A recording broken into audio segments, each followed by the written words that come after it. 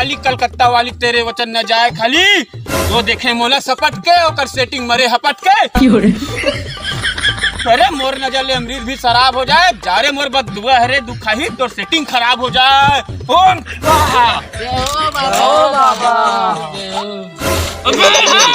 जब का अंदर में दूर बोल बेटा।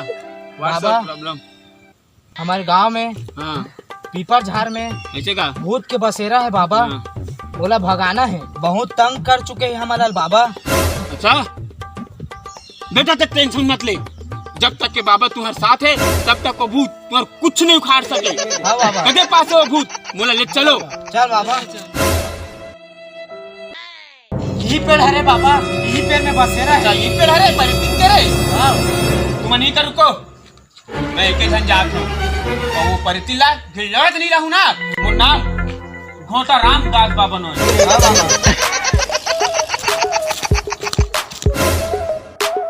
कहाँ थे परितिन, बाहर निकल।